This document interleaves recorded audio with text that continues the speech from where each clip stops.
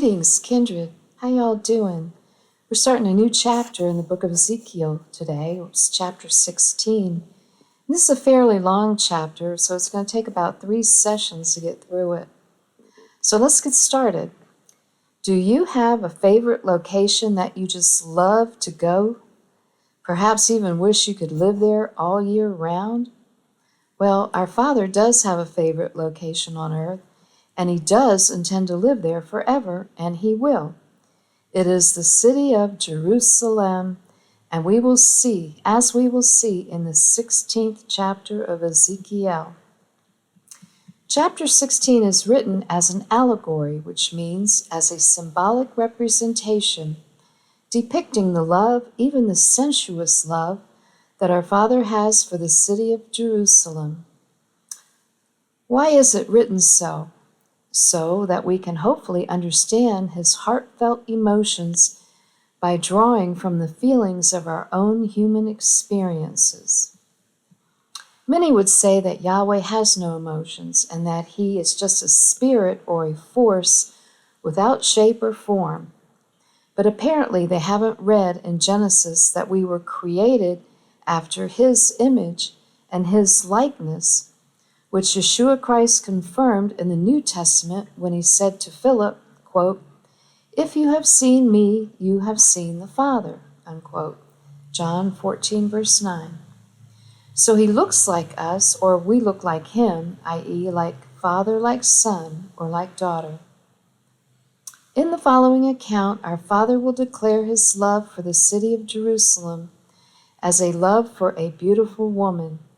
He begins by revealing her unclean birth and then describes her growth and maturity to womanhood when He takes her to be His wife. We need always be reminded of the importance of this great city as the focal point of Bible prophecy for this final generation. Let's begin. Ezekiel chapter 16, verse 1. Again, the word of Yahweh came unto me, saying, verse 2, Son of man, cause Jerusalem to know her abominations. Yahweh's watchman, Ezekiel, the type and predecessor of those whom Yahweh strengthens, even Yahweh's elect in this generation, is to make Jerusalem to know her abominations, all of them, including the past, the present, and especially the future. For it is written in Mark 13 that in the last days the abomination of desolation Himself will enter into and stand in Yahweh's beloved city of Jerusalem and take her and claim her to be His own. So the reason the allegory of Yahweh's love for Jerusalem is presented to us in the following tender fashion is so that we can understand how deep His love is for Jerusalem, and thus how deep the hurt and the anger He will feel when He has to pour out the vials of His wrath upon that great city. That's Revelation 17, verse 18, who even now has the name written upon her forehead, quote, Mystery Babylon the Great, the mother of harlots and abominations of the earth. Revelation 17, verse 5. Here then is what the watchman is to know and teach. Verse 3. And say, Thus saith Yahweh Elohim unto Jerusalem, Thy birth and thy nativity is of the land of Canaan. Thy father was an Amorite, and thy mother a Hittite. The Amorites and the Hittites were the largest and most powerful tribes of the Canaanites, and therefore representative of the whole of the Canaanite nations. And so it is that the city of Jerusalem was born, i.e., founded in heathenism. Amorite means mountaineer, and Hittite means terror. Verse 4. As for thy nativity, in the day thou wast born, thy navel was not cut, neither wast thou washed in water to supple thee.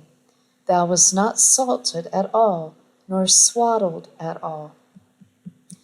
She was born in uncleanness without any purification whatsoever, i.e., no one cared for her enough to even cut and tie her umbilical cord.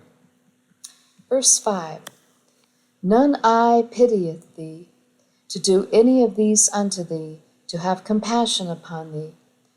But thou wast cast out in the open field to the loathing of thy person in the day that thou wast born. Quote, No one had the slightest interest in you. No one pitied you or cared for you. On that day when you were born, you were dumped out into a field and left to die unwanted.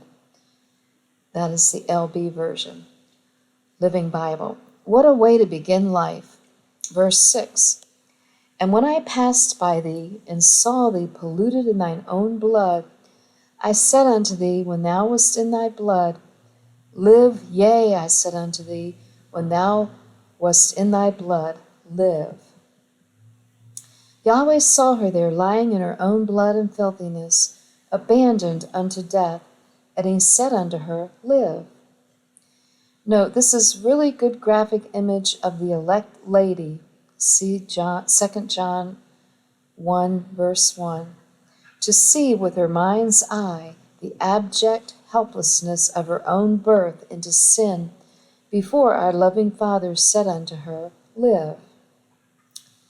Our Father then tended the newborn, whom he cleansed and nourished like a young budding flower of the field, and she grew healthy and beautiful and developed the charms of mature womanhood until such time as she was ready to be taken to wife.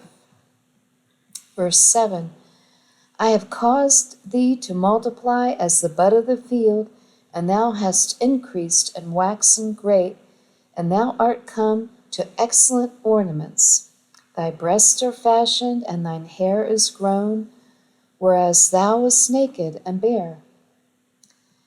Through Yahweh's grace and love and attention, she developed into a beautiful young lady. Verse 8.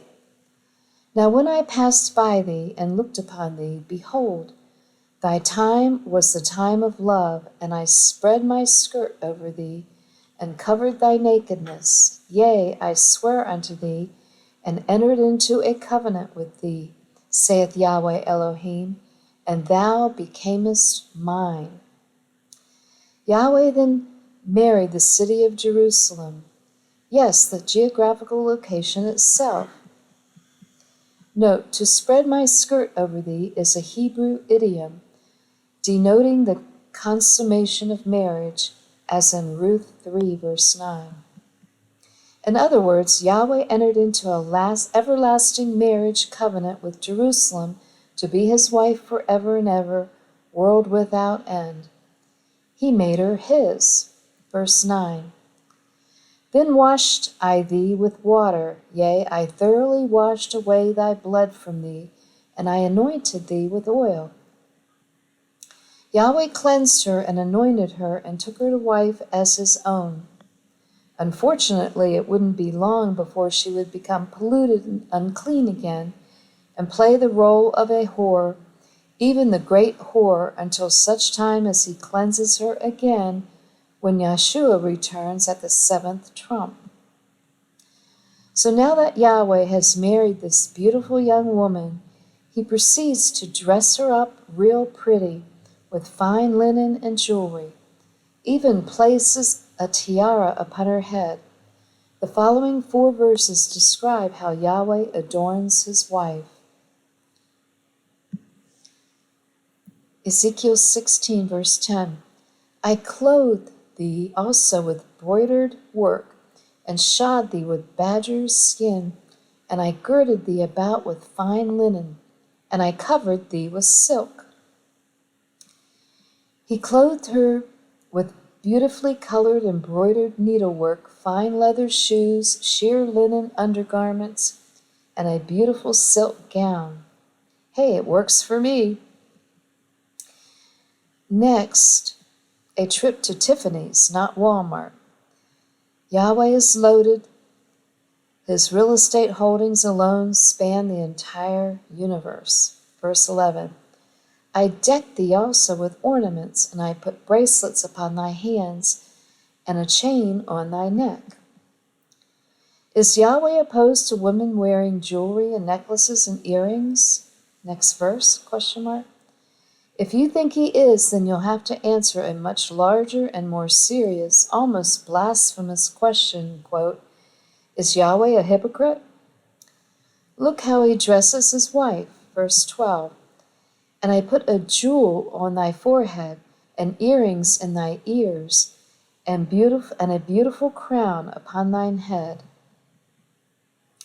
Jerusalem received her crown when David took the city from the Jebusites and occupied it and made it the capital of Israel. Her name was then changed to Jerusalem, or Jerusalem, meaning foundation of peace. Of course, so far it has been the city of more wars and controversies than any other city on earth. But she will eventually live up to her name, for her name does not change. In Revelation 21, verse 2, when our Father comes to dwell with his children, and it will then be the foundation city of peace for all eternity. Verse 13, thus wast thou decked with gold and silver, and thy raiment was of fine linen and silk, embroidered work. Thou didst eat fine flour and honey and oil, and thou wast exceeding beautiful, and thou didst prosper into a kingdom. Jerusalem did become exceedingly beautiful and prospered into the kingdom of Israel, and then into the kingdom of Judah. And it was Yahweh Elohim who made her so.